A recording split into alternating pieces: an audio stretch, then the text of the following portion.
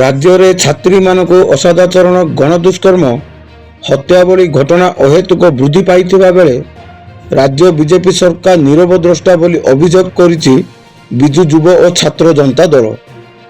BJP ସରକାର କ୍ଷମତାକୁ ଆସିବା ପରଠାରୁ ରାଜ୍ୟର ଆଇନ ଜନଶୃଙ୍ଖଳା ଦିନକୁ ଦିନ ବିପର୍ଯ୍ୟସ୍ତ ହୋଇପଡ଼ୁଛି।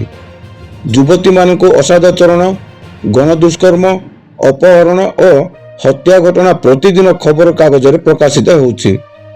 ଏଥିନିମନ୍ତେ ଜୟପୁର ସହରରେ ରାଜ୍ୟବ୍ୟାପୀ ନାରୀ ନିର୍ଯାତନା ବିରୁଦ୍ଧରେ ଆଜି ଯୁବ ଓ ଛାତ୍ର ବିଜୁ ଜନତା ଦଳ ପକ୍ଷରୁ ରାଜ୍ୟବ୍ୟାପୀ ଛାତ୍ର ଆନ୍ଦୋଳନ ବିକ୍ରମ ଦେବ ସ୍ୱୟଂ ଶାସିତ ମହାବିଦ୍ୟାଳୟ ସମ୍ମୁଖରେ 26 ନମ୍ବର ଜାତୀୟ ରାଜପଥରେ ଟାୟାର ଜାଳି ରାସ୍ତାରୋକ କରି ଗୋପାଳପୁର ଛାତ୍ରୀ ଗଣଦୁଷ୍କର୍ମ, ମହିଳା ନାରୀ ନିର୍ଯାତନା, ମହିଳା ନିଖୋଜ ମହିଳାମାନଙ୍କ ହେଉଥିବା ବିରୁଦ୍ଧରେ ଏକ ଆନ୍ଦୋଳନ ଅନୁଷ୍ଠିତ କରାଯାଇଥିଲା।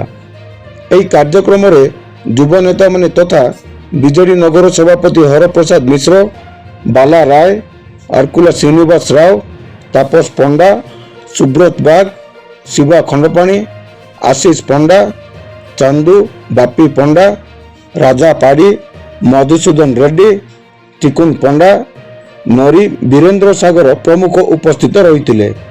ଜୟପୁରରୁ କୋରାପୁଟ ଜିଲ୍ଲା ପ୍ରତିନିଧି କୃଷ୍ଣ ଖରାଙ୍କ ରିପୋର୍ଟ, ଓଡ଼ିଶା ଏକାମ୍ର ଲାଇଭ୍।